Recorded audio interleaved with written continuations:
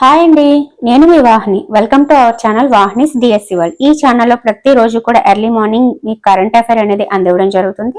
ఫ్రీగా క్లాసెస్ అనేవి ఉంటాయండి. ఇంకా ఎవరైనా ఛానల్ని సబ్స్క్రైబ్ చేసుకోకపోతే వెంటనే సబ్స్క్రైబ్ చేసుకోండి. అలాగే చాలా మంది కరెంట్ అఫైర్కి సంబంధించిన పీడిఎఫ్ అడగడంతో మనము పీడిఎఫ్లను కూడా ప్రొవైడ్ చేస్తున్నాం అనమాట. మీకు నవంబర్ మొత్తం కరెంట్ అఫైర్ పీడిఎఫ్ కావాలి అంటే 20 రూపీస్ 9494163477 అనే నెంబర్కి పే చేస్తే వాళ్ళు మీకు వాట్సాప్లో నవంబర్ కరెంట్ అఫైర్ పీడిఎఫ్ అందిస్తారు. అలాగే జూనియర్ మంత్ కరెంట్ అఫైర్ కోసము మనం ఒక వాట్సాప్ గ్రూప్ అనేది క్రియేట్ చేసామండి. ఆ వాట్సాప్ గ్రూప్లో జాయిన్ అవ్వాలి, జూనియర్ మంత్ మొత్తం ఏ రోజు ద రోజు పీడిఎఫ్ పొందాలి అంటే మీరు 9494163477 అనే నెంబర్కి 30 రూపీస్ పే చేస్తే, అంటే రోజుకి ₹1 చొప్పున 30 రూపీస్ పే చేస్తే మీకు వాట్సాప్ గ్రూప్లో జాయిన్ చేస్తారు. లేదు అంత పే చేయలేమంటే 15 రూపీస్ పే చేసినా సరే మీకు వాట్సాప్ గ్రూప్లో జాయిన్ చేస్తారు. జూనియర్ మంత్ మొత్తం కరెంట్ అఫైర్ మీకు అందిపోతుంది. మరి డిసెంబర్ది ఎలా అంటే డిసెంబర్ది స్టార్టింగ్ మనము కరెంట్ అఫైర్ అనేది డిసెంబర్ 21 నుంచి స్టార్ట్ చేసాం అనమాట. అప్పుడు ఏం చేసామంటే డిసెంబర్ 21 to 31 ఈ 11 days December current affair, December dates కొన్ని ముఖ్యమైన విషయాలు అనేవి 5 రూపీస్కి పీడిఎఫ్ అనేది అందించాం. సో డిసెంబర్ 21 to 31 పీడిఎఫ్ అనేది 5 రూపీస్కి అందించాం అనమాట. అది మీరు 9494163477 అనే దానికి 5 రూపీస్ పే చేస్తే మీకు డిసెంబర్ పీడిఎఫ్ ఇస్తారు. మరి డిసెంబర్ 1 to 20 రీసెంట్ గా చేసామన్నమాట. దాని మీద ఇంకా క్లాస్ అయితే చెప్పుకోలేదు. ఆ డిసెంబర్ 1 to 20 డిసెంబర్ మొత్తం, అలాగే నవంబర్ లో మిస్ అయినవి అన్ని కూడా ఆ పీడిఎఫ్ లో ప్రొవైడ్ చేయడం జరిగింది. సో ఆ పీడిఎఫ్ కావాలి అంటే మీరు 9494163477 అనే నెంబర్కి 20 రూపీస్ పే చేస్తే డిసెంబర్ మొత్తం, నవంబర్ లో మిస్ అయిన ఇచ్చేస్తారు. ఇది ఇన్ఫర్మేషన్ అనమాట. ఇంకా ఏవైనా డౌట్స్ ఉంటే కరెంట్ అఫైర్ పీడిఎఫ్ కోసం 9494163477 అనే నెంబర్కి వాట్సాప్ లో మెసేజ్ చేయండి, వాళ్ళు మీకు వివరాలు అనేది అందిస్తారు. అలాగే డిఎస్సికి సంబంధించి నేను ఏవైతే ప్రిపేర్ చేసుకున్నానో నోట్సెస్ అనేవి ఓన్ ప్రిపరేషన్ తో, ఆ నోట్స్లతోనే నేను 81.4 స్కోర్ అనేది తెచ్చుకున్నాను. ఆ కంటెంట్ నోట్స్ల పీడిఎఫ్ని కూడా మీకు ప్రొవైడ్ చేయడం జరిగింది.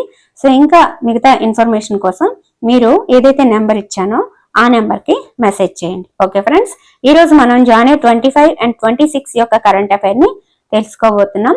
అసలు ఎంత ఇన్ఫర్మేషన్ ఉందంటే ఈ 2 డేస్, యాక్చువల్గా మనం 3 డేస్కి చెప్తున్నాం, కానీ 2 డేస్కి ఎందుకు వచ్చేసినామంటే అంత ఇన్ఫర్మేషన్ ఉందన్నమాట. చూసుకోవచ్చు మీరు. ఇదంతా కూడా ఈరోజు మనం చెప్పేసుకుందాం. చాలా ఇంపార్టెంట్ ఇన్ఫర్మేషన్ ఉంది. ఖచ్చితంగా మనకి కరెంట్ అఫైర్లు ఇందులోంచి ఒక బిట్ అయితే గ్యారంటీగా వస్తుంది. ఓకేనా? International institute for democracy and electoral assistance, international idea, ఈ అధ్యక్ష పదవిని ఇటీవల ఏ దేశం చేపట్టింది అంటే భారతదేశం. భారత ప్రధాన ఎన్నికల అధికారి జ్ఞానేష్ కుమార్ ఈ పదవిని నిర్వహిస్తారనమాట. ఓకేనా? ఇది ఆల్రెడీ మనం ఇంతకు ముందే తెలుసుకున్నాం, మళ్ళీ ఒకసారి రివైజ్ చేశాం. 2025 ప్రపంచ అథ్లెటిక్స్ అవార్డులో world athlete of the year గా పురస్కారాలు గెలుచుకున్నది ఎవరు అంటే Armand Duplantis. World athlete of the year ఎవరు అంటే ఆర్మాండ్ డుప్లాంటిస్. యాక్చువల్ గా మనకి ఆ పేపర్ లో కరెంట్ అఫైర్ ప్రాక్టీస్ బిట్స్ అని ఒక 4-5 ఇచ్చారు, అవి చెప్తున్నాను అన్నమాట. ఓకే, సో డిసెంబర్ 4 అంతర్జాతీయ బ్యాంకుల దినోత్సవం అనమాట. నాగ్పూర్ విశ్వవిద్యాలయం మొదట మహిళా వైస్ ఛాన్సలర్ గా ఇటీవల ఎవరు నియమితులయ్యారంటే మనాలి మకరంద్ క్షీర్ సాగర్. ఈవిడ ఫస్ట్ మహిళా వైస్ ఛాన్సలర్ అనమాట నాగ్పూర్ విశ్వవిద్యాలయానికి. ఓకే, సో ప్రాక్టీస్ బిట్స్ అయిపోయినాయి. ఇప్పుడు 25 గురించి చూద్దాం. అమరావతిలో మహాత్మా జ్యోతిరావు పూలే స్మృతివనం నిర్మిస్తున్నాము అని చెప్పి బీసీ సంక్షేమ శాఖ మంత్రి సవిత చెప్పారు.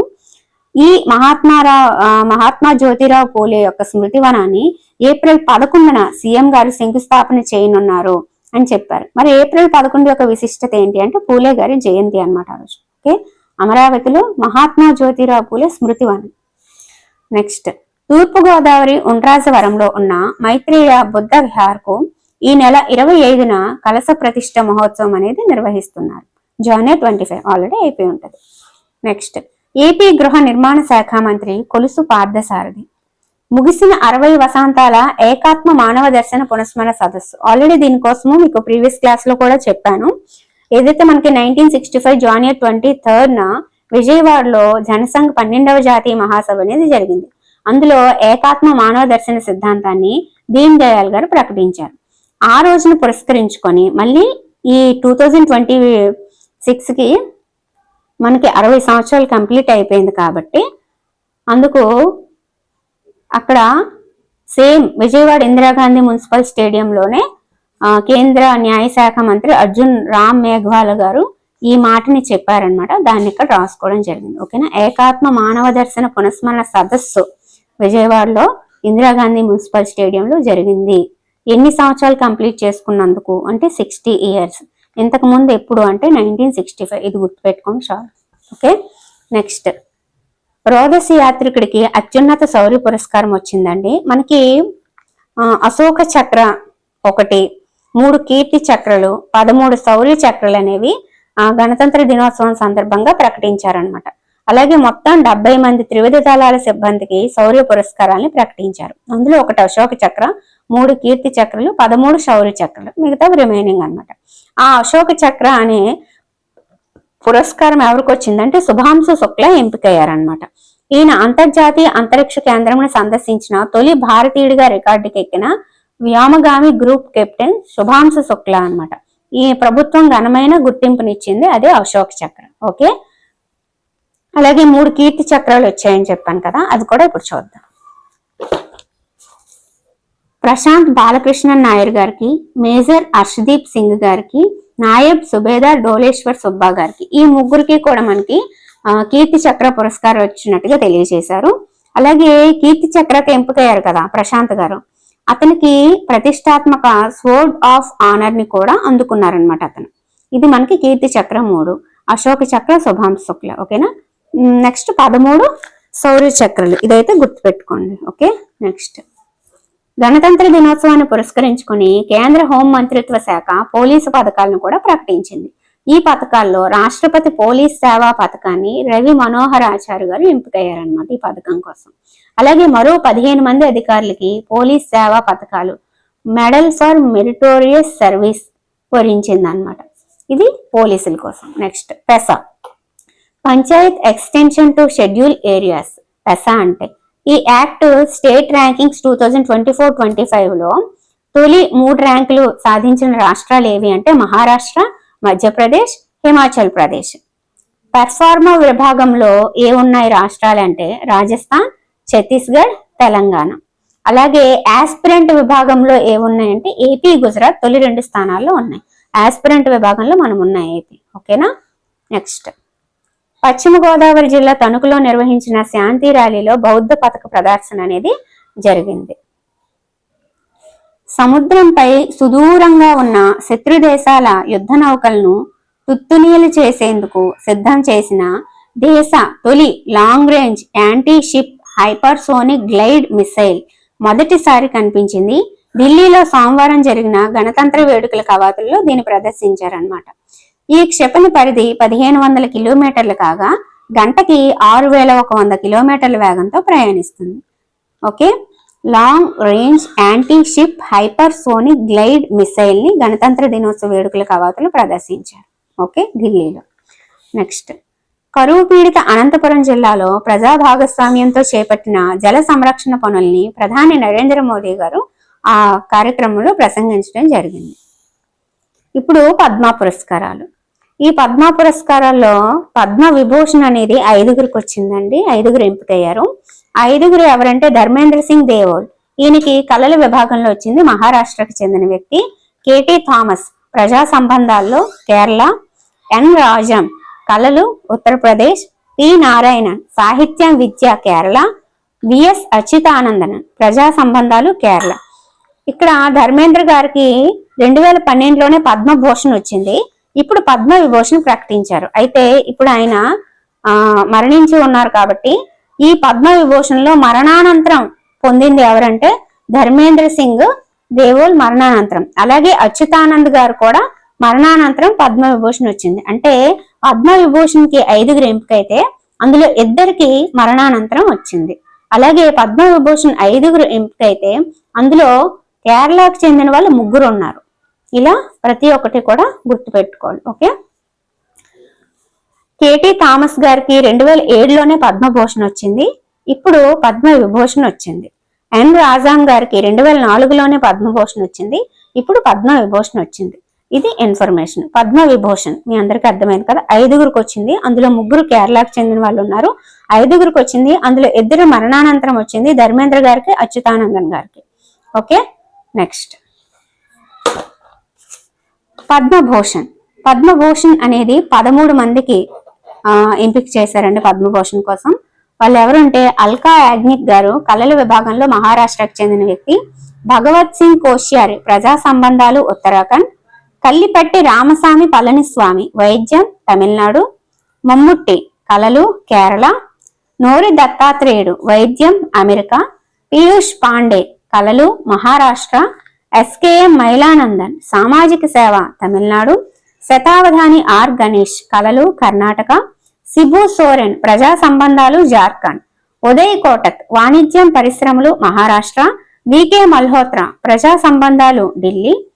వల్లప్పల్లి నటేశన్ ప్రజా సంబంధాలు కేరళ. విజయ్ అమృతారాజ్ క్రీడలు అమెరికా. సో ఈ 13 మందికి పద్మభూషణ్ అనేది ప్రకటించారు. నెక్స్ట్ పద్మశ్రీ 113 మందికి ప్రకటించడం జరిగింది. అందులో తెలుగు రాష్ట్రాల నుంచి ఈ 113 మందిలో 11 మంది ఉన్నారు. ఆ 11 మందిలో తెలంగాణ నుంచి ఎవరు అంటే చంద్రమౌళి, కుమారస్వామి తంగరాజ్, కృష్ణమూర్తి, వెంకట్రావు, విజయ్ ఆనంద్, రామారెడ్డి, దీపికారెడ్డి ఎంపికయ్యారు. మరి ఆంధ్రప్రదేశ్ నుంచి వెంపటి కుటుంబ శాస్త్రి, బాలకృష్ణ ప్రసాద్, మురళీమోహన్ గారు, రాజేంద్ర ప్రసాద్ గారు ఎంపికయ్యారు. నెక్స్ట్ 77వ గణతంత్ర దినోత్సవ సందర్భంగా ఈ పద్మ అవార్డులను ప్రకటించారు కదా. వీటిని మార్చ్, ఏప్రిల్ నెలల్లో రాష్ట్రపతి భవన్లో నిర్వహించే కార్యక్రమంలో రాష్ట్రపతి ద్రౌపది ముర్ము ఈ పౌర పురస్కారాలను విజేతలకు ప్రదానం చేస్తారు. ఇది పద్మ పురస్కారాల కోసం. ఇప్పటి వరకు మనం ఏం చెప్పుకున్నాం? పద్మ విభూషణ్ 5, అందులో ఇన్ఫర్మేషన్. పద్మభూషణ్ 13, అందులో ఇన్ఫర్మేషన్. పద్మశ్రీ 113, అందులో ఇన్ఫర్మేషన్ అయితే చెప్పేశాను. అండ్ ఇంకా ఏం చెప్పాను, ఏదైతే మనకి పెస అనే దాంట్లో వచ్చే అవార్డ్స్ ర్యాంకింగ్స్ అవి, అలాగే అశోక చక్ర, కీర్తి చక్ర, శౌర్య చక్రాల గురించి చెప్పాను. నెక్స్ట్ కేంద్ర హోం మంత్రిత్వ శాఖ ఏదైతే పోలీస్ పథకాలు ప్రకటించిందో వాటి గురించి కూడా చెప్పాను. ఓకే, నెక్స్ట్ దక్షిణ మధ్య రైల్వే జోన్ కి చెందిన రైల్వే రక్షణ దళం RPF railway protection force IG cum principal chief security commissioner అయిన అరోమా సింగ్ ఠాకూర్ కి రాష్ట్రపతి విశిష్ట సేవా పథకానికి ఈయన ఎంపికయ్యారనమాట. ఓకే, నెక్స్ట్ దక్షిణ మధ్య రైల్వేలోని సివిల్ డిఫెన్స్ విభాగంలో కేఎల్ఎన్ స్వామికి రాష్ట్రపతి స్థాయిలో విశిష్ట సేవా పురస్కారం లభించింది. అలాగే మరో 3 దక్షిణ మధ్య రైల్వే సిబ్బందికి పోలీస్ మెడల్స్ వచ్చాయి. వారు ఉత్తమ్ కుమార్, రావుల శ్రీనివాస్, కర్నాటి మహేశ్వర్ రెడ్డి. సో ఇది మనకి రైల్వే ప్రొటెక్షన్ ఫోర్స్ కోసం కూడా చెప్పడం జరిగింది. నెక్స్ట్ ఐసీసీ పురుషుల T20 ప్రపంచ కప్ 2026కు అధికారిక టోర్నమెంట్ అంబాసిడర్ గా ఏ భారత క్రికెటర్ నియమితులయ్యారంటే రోహిత్ శర్మ. మనకి కరెంట్ అఫైర్ లో ప్రాక్టీస్ బిట్స్ అని ఒక 5 ఇచ్చారు, అవి ఇప్పుడు చెప్తున్నాను ఇక్కడ నుంచి. ఓకే, నవంబర్ 3 ప్రపంచ జెల్లీ ఫిష్ దినోత్సవం. నెక్స్ట్ స్వామి దయానంద సరస్వతి స్థాపించిన ఆర్య సమాజంలో 2025లో ఎన్నో వార్షికోత్సవాన్ని నిర్వహించారంటే 150వది. ఇది 1875లో స్థాపించారు కదా. సో 2025కి 150 అయిందనమాట. స్వచ్ఛ భారత్ మిషన్ కింద విడుదల చేసిన స్వచ్ఛ సర్వేక్షణ్ 2025 నివేదిక ప్రకారం దేశంలోని అత్యంత మురికి నగరాల జాబితాలో ఏది అగ్రస్థానంలో నిలిచింది అంటే Madurai. World stroke day October 29. 2025 సెప్టెంబర్లో ఆగ్నేయాసియాను అతలాకుతలం చేసిన సూపర్ టైఫోన్ ఏది అంటే రగస. నెక్స్ట్ యుఎన్ఓ సుస్థిరాభివృద్ధి లక్ష్యాలు మనకి తెలుసు 17 లక్ష్యాలు అనేవి ఉంటాయని చెప్పి. సో వీటి మీద టెట్లో మొన్న నాకు బిట్ అడగడం కూడా జరిగింది. ఈ 17 లక్ష్యాలు ఖచ్చితంగా మనం గుర్తుపెట్టుకోవాలి. మనకి 8th క్లాస్ సోషల్లో కూడా ఈ 17 లక్ష్యాలు అనేవి ఒక్కొక్క చాప్టర్లో ఒక్కొక్క లక్ష్యాన్ని మనకి ఇవ్వడం జరుగుతుంది. 17 పూర్తిగా ఉండవు, అక్కడక్కడ ఉంటాయి. సో ఈ 17ని మనం ఎలా అయినా సరే గుర్తుపెట్టుకోవాలన్నమాట. ఓకేనా, ఇవైతే పేపర్లో ఇవ్వడం జరిగింది, నేను యాస్టీస్ రాశాను, మీకు ఒకసారి చెప్పేస్తాను. అయితే ఈ 17 లక్ష్యాల విషయంలో భారతదేశంలో రాష్ట్రాలు సాధించిన ప్రగతి ఆధారంగా నీతి ఆయోగ్ ర్యాంకులను ప్రకటించింది. అందులో ఉత్తరాఖండ్, కేరళ, తమిళనాడు తొలి 3 స్థానాల్లో నిలిచాయి. ఏపీ 10వ స్థానంలో ఉంది, తెలంగాణ 11వ స్థానంలో ఉంది. మళ్ళీ ఈ ఒక్కొక్క లక్ష్యంలో ఎక్కడుంది అనేది కూడా ఉంది, కానీ అదంతా మనకి అంత అవసరం లేదు. టోటల్ గా 10th ప్లేస్ లో ఉంది మన ఏపీ అని గుర్తుపెట్టుకోండి. ఫస్ట్ 3 స్థానాలు ఉత్తరాఖండ్, కేరళ, తమిళనాడు ఉన్నాయి. టోటల్ అవి ఎన్ని లక్ష్యాలు అంటే 17. అవి ఇప్పుడు చూద్దాం. పేదరిక నిర్మూలన, ఆకలిని అంతం చేయడం, ఆహార భద్రత, ఆరోగ్యవంతమైన జీవితం, నాణ్యమైన విద్య, లింగ సమానత్వం, మహిళా సాధికారత, మంచినీరు, పారిశుద్ధ్యం, పునరుత్పాదక ఇంధనాలు, ఉపాధి, ఆర్థిక అభివృద్ధి, పరిశ్రమలు, మౌలిక వసతులు, అసమానతల తగ్గింపు, నగరాలు, జనావాసాలు, సుస్థిర అభివృద్ధి, సుస్థిర ఉత్పత్తి, వినియోగం, పర్యావరణ పరిరక్షణ, నీటిలోని జలచరాల సంరక్షణ, నేలపై జీవచరాల సంరక్షణ, శాంతి, న్యాయం, లక్ష్య సాధనకు భాగస్వాములు.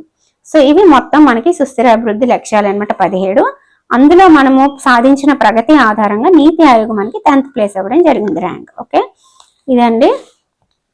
సో ఇక్కడితో మనకి 25 and 26 కి సంబంధించిన కరెంట్ అఫైర్ మొత్తం మీకు అందివ్వడం జరిగింది. ఒకవేళ ఎక్కడైనా ఏదైనా మిస్ అయింది అని అనిపించినా సరే నెక్స్ట్ డేలో మనం కవర్ చేస్తాం, నో ప్రాబ్లం.